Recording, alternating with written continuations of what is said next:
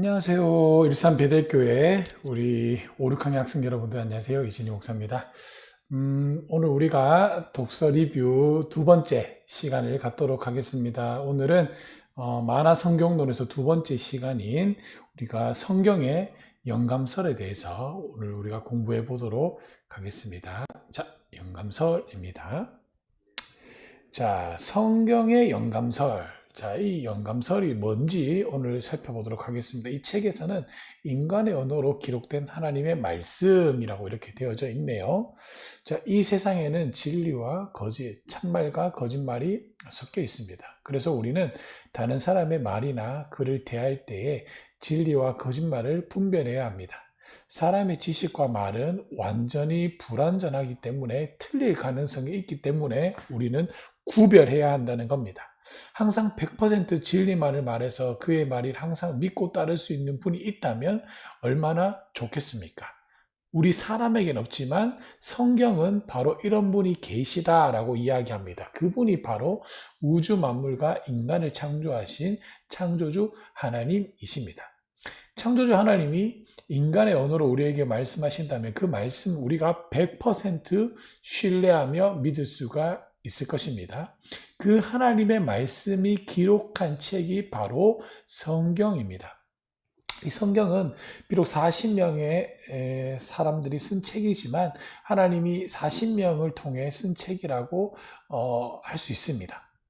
자, 그러므로 성경은 사람의 말인 동시에 하나님의 말인 겁니다. 성경을 제외한 이 세상의 모든 책은 사람이 쓴 것입니다. 저자를 알 수 없는 작가 미상의 책도 있지만 그거 역시도 사람이 썼다는 겁니다. 성경은 1600년 동안 40명의 저자들이 쓴 책입니다. 그러나 성경 속에 있는 내용을 계시해 주시고 초자연적인 가마를 주신 분이 바로 하나님이시기 때문에 성경은 바로 하나님의 말씀이라는 겁니다. 자, 이 성경의 저자는 이중적인데요. 먼저 성경의 1저자는 하나님이시고 제2저자는 인간입니다. 이처럼 성경은 이중 저작권을 가지고 있습니다. 신적인 면과 인간적인 면이 함께 한다는 점이 바로 성경이 이 세상에서 가장 독특하고 특별한 책이라는 겁니다. 이 성경의 독특성은 예수 그리스도께서 신성과 인성을 동시에 가지고 계신 것과 비교할 수가 있습니다. 즉 예수님은 신성을 가지신 하나님이시죠. 또한 예수님은 인성을 가지신 하나님입니다. 성경에도 신성과 인성이 동시에 나타나 있습니다.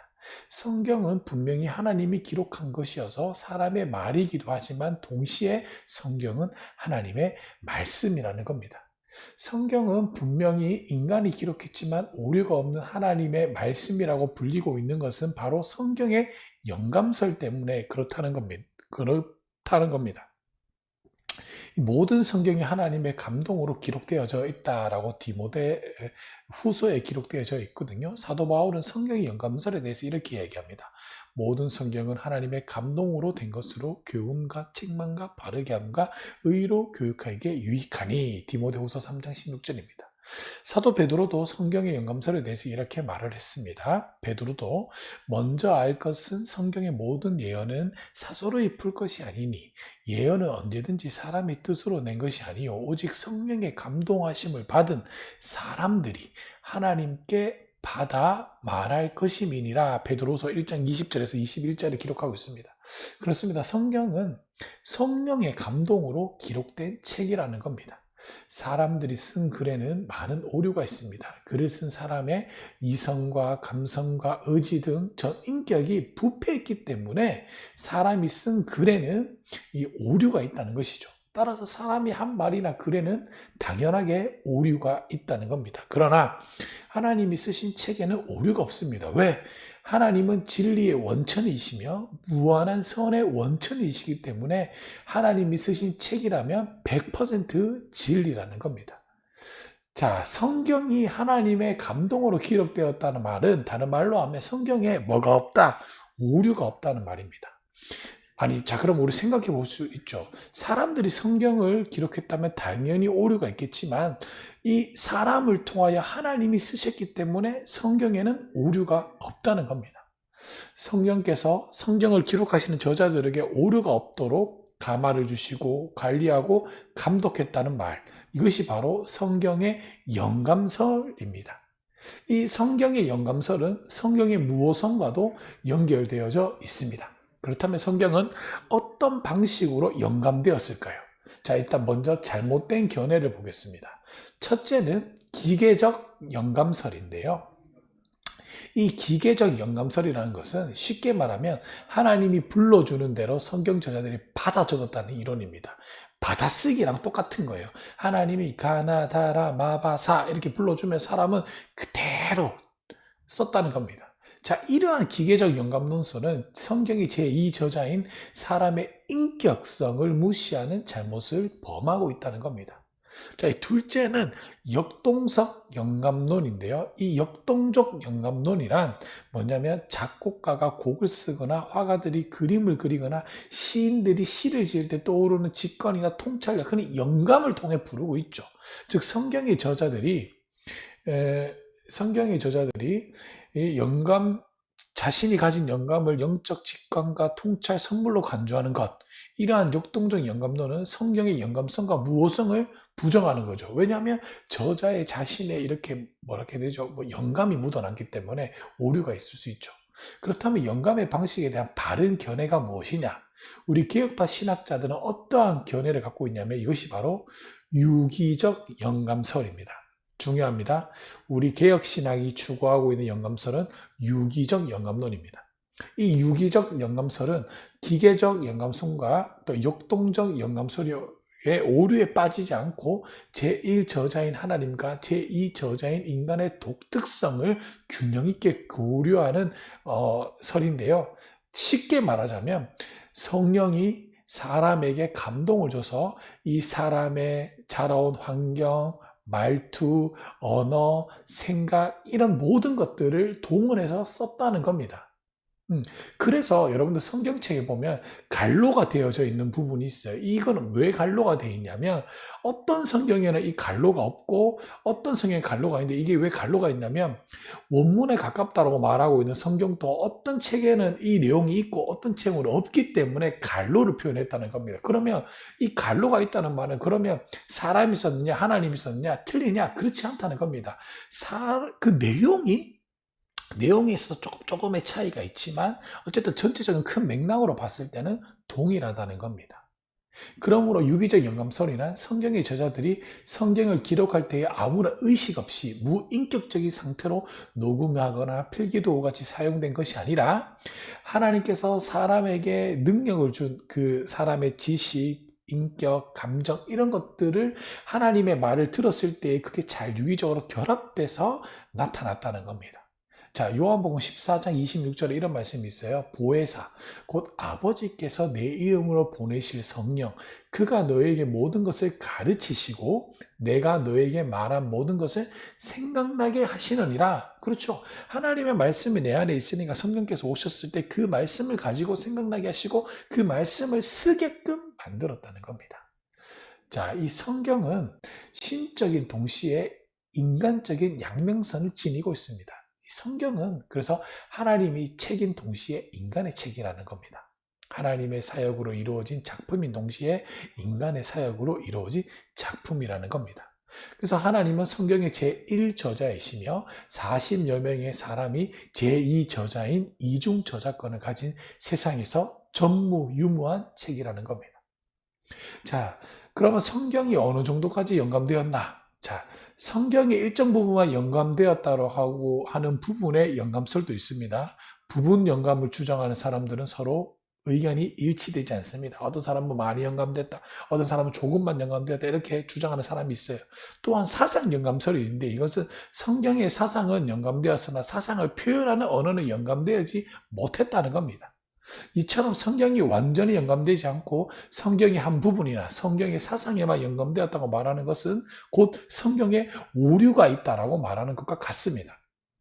그래서 우리가 좀 여기서 주의해야 될 게 뭐냐면 여러분들이 혹시 성경 가지고 있는 책 중에 킹 제임스 성경책이라고 있나요? 그 사람들의 성경책은 여러분들 보지 않는 것이 좋습니다.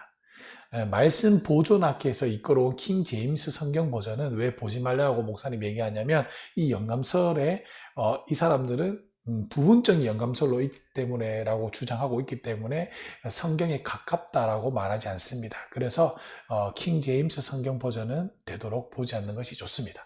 자, 이 성경은 구원에 대한 계시이지만 역사적, 고고학적, 과학적으로는 많은 오류를 포함하고 있다는 주장이 거기 안에 있어요.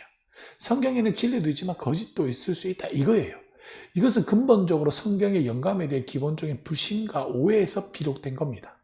그렇다면 성경의 영감의 어느 정도에 대한 바른 생각이 뭐냐면 이것이 바로 완전 축자 영감설입니다.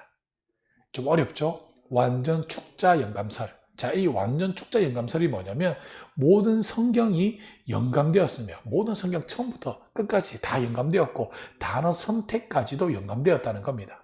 자, 디모데후서 3장 16절은 모든 성경이 하나님의 감동으로 되었다라고 말하고 있죠. 여기서 모든 성경을 1차적으로 구약 성경, 신약 성경을 포함해 오늘날 우리가 가지고 있는 신구약 모든 것을 적용할 수 있다는 겁니다. 베드로 사도는 바울의 모든 서신서들을 성경으로 부르고 있는데요. 베드로후서 3장 15절 16절 보시면 우리가 사랑하는 형제 바울도 그 받은 지혜대로 너희에 대하여 이같이 썼고 또 모든 편지에도 이런 일에 관하여 말하였을 때 그 중에 알기로 어려운 것이 더러 있으니 무식한 자들과 굳세지 못한 자들이 다른 성경과 같이 그것도 억지로 풀다가 스스로 멸망에 이르느니라 라고 말하고 있다는 겁니다. 자, 이 또한 바울은 자신의 편지를 주의 명령이라고 말하기도 하고 만일 누구든지 자기를 선지자나 혹은 신령한 자로 생각하거든 내가 너에게 편지하는 이 글이 주의 명령인 줄 알라라고 고린도전서 14장 37절에 고백하기도 합니다. 따라서 성경의 모든 내용이 하나님의 말씀이며 거짓과 오류가 없다는 것을 확실하게 말해줍니다. 이 교회의 역사를 보면요, 성경의 영감성과 또 무호성에 대한 공격과 도전에 맞서 성경의 영감성과 무호성을 방어하고 지켜왔습니다. 최근 성경의 영감성과 무호성에 대한 도전은 크게 두 단계로 걸쳐 있는데요. 첫째는 19세기 자유주의 신학의 도전입니다. 이들은 성경의 영감설 자체를 부정하고 성경을 단순한 인간의 종교적 경험의 산물인 역사적 고대 문서로만 생각하고 있다는 겁니다. 자유주의는 하나님의 초자연적인 계시를 부정하고 인간 이성을 절대시하는 18세기 계몽주의 뿌리에서 생겨났다는 겁니다. 이 자유주의 신학은 19세기 독일에서 가장 먼저 발생했는데요. 예수님은 단지 훌륭한 스승이며 인간의 모범이다. 또 이렇게 자유주의는 인간의 이성과 경험으로 받아들일 수 없는 성경의 초자연적인 내용을 모두 부정하죠. 다 잘라내는 거예요. 예수님의 동정녀 탄생, 대속적 죽음, 부활, 승천이나 성경에 나오는 모든 기적들을 부인했다는 겁니다. 이러한 신학적 자유주의는 미국에서 현대주의라는 이름으로 알려져 있고 1920년대에 이르러 신학적 자유주의의 도전에 맞서 성경의 신적 권위와 성경의 영감과 전적 무호성을 방어하기 위해 기독교인들이 근본주의 운동이 미국에서 치열하게 부딪혔다는 겁니다. 여러분들 이것도 근본주의도 좀 문제가 있는데 어쨌든 이 근본주의 태동은 자유주의를 방어하기 위해서 나타났고요. 둘째, 진보적 복음주의의 도전인데 1940년대 근본주의와 결별하고 개신교의 전통적인 교리를 유지하면서 사회 문제에도 적극적으로 관심을 가진 사람들의 신앙적인 입장이 생겨났는데요. 대표적인 게 해널드 오켄과 칼 헨리, 빌리 그레엄 같은 사람들이 중심된 이러한 신학적인 입장입니다. 여기서 우리나라에서 유명한 사람이 있죠. 빌리 그레엄. 이 사람들을 문제가 좀 있습니다. 자, 초기에는 신복음주의라고 불렸으며 오늘날에는 넓은 의미로 복음주의라고 부르는데요. 1976년 미국의 복음주의 내에서 성경을 위한 전쟁이라는 이름으로 복음주의자들이 내부에서 성경의 무호성에 대한 논쟁이 생겨났다는 겁니다. 이 논쟁을 성경이 무호한 것이냐 아니면 불호한 것이냐라는 싸움이었다는 거죠. 무호란 성경이 전적으로 오류가 없다는 입장을 표방하는 말이며 불오란 성경이 부분적으로 오류가 있다는 입장을 표현하는 말입니다. 그래서 보수적 복음주의는 성경의 무오를 주장하는 복음주의고요. 진보적 복음주의는 성경의 불오를 주장하는 복음주의입니다. 자, 빌리 그레엄 같은 경우가 이렇게 진보적 복음주의라는 겁니다. 이 진보적 복음주의자들은 성경의 교리나 구원의 역사에 대한 가르침만이 무한 진리이며 성경의 역사적, 지리적, 과학적 가르침은 인간적인 오류를 내포할 가능성이 있다라고 주장하고 있다는 거죠. 어떻게 글자 한 글자까지도 무효할 수 있냐? 자, 이렇다는 겁니다. 이러한 성경의 제한적 무효에 대한 주장은 성경적 신학적으로 합당하지 못합니다. 그 이유는 첫째, 예수님도 모든 구약 성경의 영원성과 전적 무효성에 대해 분명하게 말씀하셨는데요. 마태복음 5장 18절에 보시면 천지가 없어지기 전에는 율법의 1.1획도 결코 없어지지 아니하고 다 이루리라 이렇게 말씀하셨습니다. 둘째, 구약의 예언자들은 자신이 전하는 메시지가 바로 하나님의 무한한 말씀이라는 것을 확신하게 증언합니다. 출애굽기 4장 10절, 그래서 16절, 이사야서 36절, 16절 많습니다. 또 셋째, 신약의 사도들도 자신이 전하는 메시지가 구약 성경과 동일한 신적인 권위를 지니고 있는 신적 영감을 가진 무한한 말씀을 확신하게 증언하고 있다는 겁니다. 왜 이렇게 성경의 무효성을 둘러싼 논쟁이 벌어지고 있는 것이며 왜 우리는 성경의 무효성에 대한 진리를 수호하고 지켜야 하는 걸까요? 성경은 기독교인들의 삶과 행동의 법칙들이 절대적 법칙이기 때문에 그렇습니다. 성경의 영감성과 무효성 교리를 부정하는 것은 세상적인 가치관과 비진리가 교회 안에 들어오도록 문을 열어주는 것과 같다는 겁니다. 성경의 영감적 교리를 부정하게 되면요, 성경은 단순히 인간적인 고대 문서에 불과한 책으로 전락하고 말 것이며 결국 성경이 말하는 하나님, 인간, 그리스도, 구원에 대한 진리는 모두 왜곡되고 말 것입니다. 결국 성경의 영감 교리를 포기하게 되면 바른 기독교에서 어떻게 이탈하게 된다는 겁니다. 성경의 영감 교리를 믿는다 할지라도 성경의 유기적 영감, 성경의 완전 축자 영감 교리를 믿지 않으면 결국 성경을 부분적으로 진리이지만 부분적으로는 거짓이라고 생각하기 있기 때문에 그렇다는 겁니다. 비록 성경이 영감된 책이긴 하지만 성경에도 오류가 있다는 것을 믿는다면 어떻게 되는 걸까요? 첫째, 성경이 우리 기독교인의 절대 진리요, 절대 윤리의 기준이라는 믿음을 포기하게 된다는 거죠. 왜? 오류인데 어떻게 믿을 수 있냐 이겁니다. 이러한 신앙을 가진 사람은 결국 성경을 통해 하나님을 전적으로 믿고 신뢰하고 순종하는 삶에서 점점 멀어지게 됩니다. 둘째, 하나님의 말씀인 성경에 거짓이 있다면 구원의 문제도 확신할 수가 없게 되는 거죠. 성도들의 구원관과 윤리관이 치명적인 영향력을 미치게 된다는 겁니다. 셋째, 성경의 전적인 무효성을 부정하는 것은 성경 자체의 가르침 전체가 틀렸다고 생각하는 것과 같다는 겁니다. 이것은 근본적으로 성경의 중요 교리를 부인하는 것으로 결국 자신의 이성을 성경의 권위보다 더 높이는 결과를 낳게 됐다는 겁니다. 1977년 보수주의 학자들이 성경의 무효에 대한 국제적 협의를 결성했습니다. 그리고 성경의 무효성에 대한 시카고 선언 1978년을 발표하여 성경의 영감과 무효성에 대해서 잘 밝혀 놓았다는 겁니다. 자, 우리 이제 한번 정리해 볼까요? 성경은 독특합니다. 그렇죠? 왜냐하면 예수님의 양면성과 성경의 양면성도 같이 나타나기 때문에 그렇습니다. 성경의 영감설에는 성경적 영감과 성경의 무효성의 관계가 있고요.